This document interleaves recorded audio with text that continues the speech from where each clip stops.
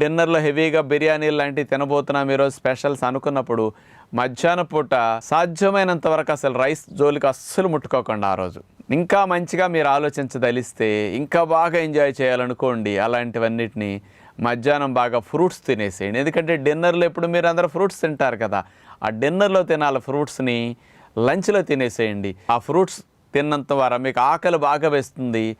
మంచి ఎంత డిమాండ్ ఉంటుందంటే శరీరం ఇంకెప్పుడు పెడతాడు అనిపిస్తుంది అనమాట. అలా కోరినప్పుడు మీరు ఎప్పుడు కూడా తినాలన్నమాట. అసలు రోజు అంత ఆకలి వేయకుండా తిన్నప్పుడు బిర్యానీకిను ఇంత మధ్యాహ్న పూట లంచ్లో పళ్ళు తినేసి డిన్నర్లో వెరైటీలన్నీ కర్రీస్ లాంటివి కాస్త ఇట్లాంటివన్నీ పెట్టుకుని పన్నీర్లో వెరైటీలన్నీ ఇట్లాంటివి పెట్టుకుని బిర్యానీలు తింటుంటే మీరు క్వాంటిటీ ఎక్కువ తినగలుగుతారు. ఇంకా చాలా మీ టేస్ట్ అనేది మీరు అనుభూతిని ఎంజాయ్ చేయటం అనేది పొందటం అనేది మామూలు కంటే